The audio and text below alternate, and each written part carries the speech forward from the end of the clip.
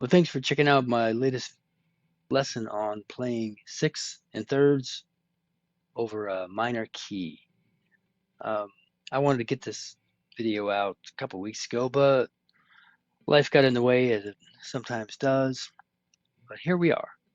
And so, how do we play sixths and thirds over a minor key or a minor chord progression? Well, as it turns out, it's really easy because we just simply do the same thing that we would do over a major key, like we've done in the previous two lessons.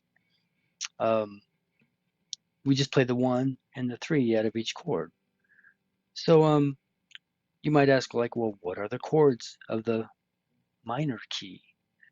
And so the answer to that is for every major key, there is a relative minor, which you've probably heard before.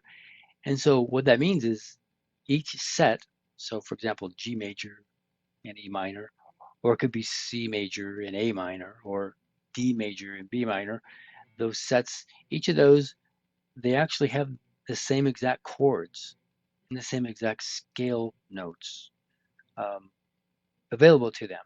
So, um, so when you build out the major scale, like we've done in the last couple uh, lessons, we have whole, whole, half, whole, whole, whole, half, which gives you all the scale notes, and then we know we have chords corresponding to each of those scale notes.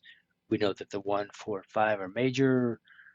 The everything else is minor except the seventh chord, which is technically diminished if you're playing the five. Um, for us, we're just playing the one and the three out of all these chords.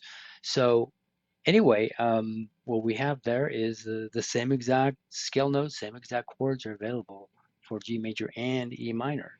So then you might ask, well, what about the numbering of the chords? So if we change key from instead of G major, if our key is E minor, doesn't E minor become the one? And then we have to like renumber all of the other chords in this key, and like now they're going to be different than they are or than they were for the major key, and absolutely not. In fact, once we declare the key is going to be E minor, let's say instead of G major, well then we still call the E minor chord the minor six, and we still call you know the C and the D or the major four, major five chord the A minor, B minor, major two, major three. I'm sorry, minor two, minor three. Yeah, all that still the same. All stays the same, and it's keeps it so simple because it's all just relative. So once you know a major key, you know the relative minor key, and you know all the notes, and um, you know everything you need to know. What I found recently is that reading about the Nashville numbering system, they do the exact same thing. And so when they chart out a song, if it's in G major, then they just number all the chords. They don't name them. They number them.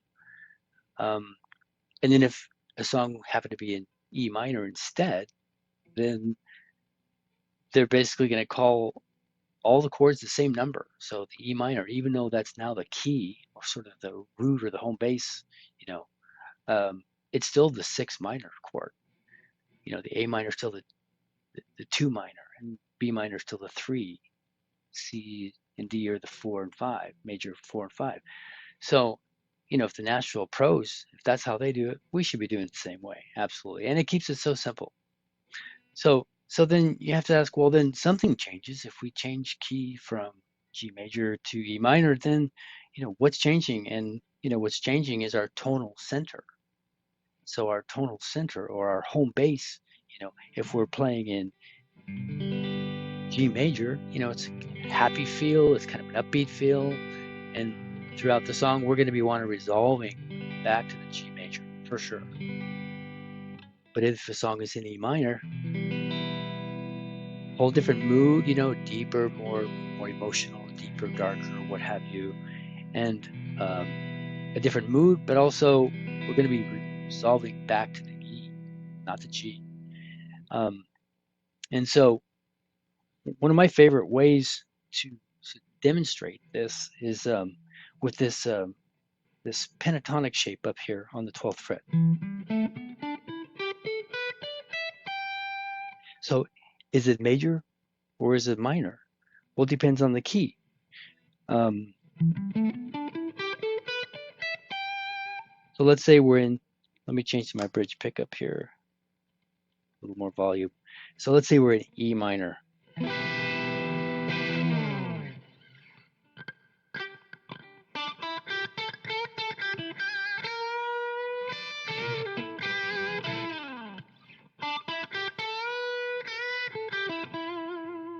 That's definitely E minor. It's got that feel, you know, it's minor pentatonic. It feels absolutely that way.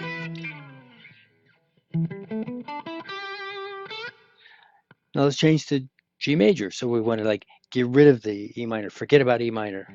Now we're happy in G major, G major, G major, G major, G major, right up here, right? So now, one big difference is we were in E minor, that was our root, right? Now we're going F sharp, G, that's our root because now we're in G.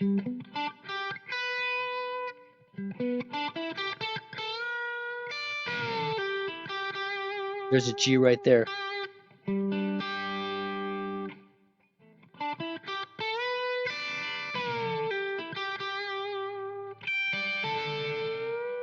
Definitely major.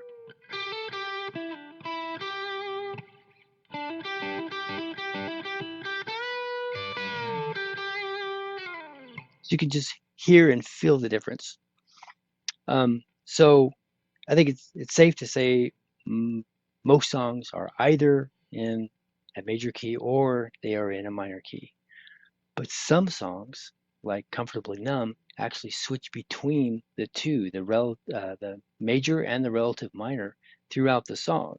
So like in the verse, you know, in the main solo, it's in B minor. And then in the the chorus, sorry, in the chorus, and that first solo is nice and bright and it's in D major. And so there is like a borrowed chord. There's a borrowed chord in there somewhere. But aside from the borrowed chord, the C major, I think, that isn't really part of the key of D major, you can just hear it and you can just feel it. You know, when it switches to B minor, man, it's dark and it's really emotional in a sadder way. And then when it goes to D major, it's just uplifting and just happier, and you feel it. It's so cool the way that they do that. So anyway, so back to um, playing sixths and thirds.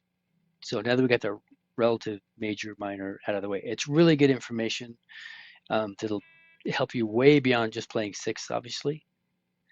But in playing six, I think maybe it's a really good application, you know, of the knowledge of this, just to be able to see how it kind of works.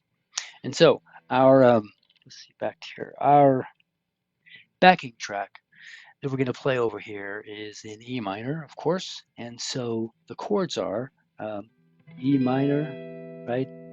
And then D major, and then C major, and then it drops down to A minor, and then up to B minor, and back to C major. And then it just repeats. So the sixths that I'm going to play them in 3 different places here, and I'll just show out. Remember, this is the E minor, so we're playing these two. That's a flatted third. And there's the D major, drop down to the A minor, B minor, and back to the C, and then it starts over. So on the G and E strings, that's what we're playing. Then we drop down to the D and B strings, and remember this is based on that. I think the best way to look at this is first of all get a reference point of the G major, right? Even though we're in E minor here, but again, it's all same chords and stuff. So good reference point. Remember how we did this? We take these 2 notes here. That's a G major, right? So that's an A minor, E minor, C major, D major. There's our E minor, You can hear it exactly the same. So we're going to use this E minor, and then we're going to just drop all the way down a whole octave. Same thing, E minor. So it's E minor, D major, E major. And then we're going to do something interesting. I'll show you the thirds here, but what I do, since right here, E minor, D major, C major, I'm looking for like the closest A minor so we can continue with the chords. And, you know, I could do this A minor, but what I found was like, well, I just switched from using, you'll see when I play over the backing track, I switch here from using sixth to using thirds. This is an A minor. So I switched to using thirds, A minor, B minor, C minor. Okay, so where do we get these thirds from? Here, let's use a reference point again. G major. That is our G major. And in this triad, 5-1-3. Remember? So 1-3, G and the B, right? G, B. That's major. F sharp minor. I'm not actually playing a 5, so I won't call it diminished. And here it is. Here's that E minor chord, D major chord, C major, B minor, A minor. That's just basically your open A minor down there. So here's what the notes look like. We're just playing these two.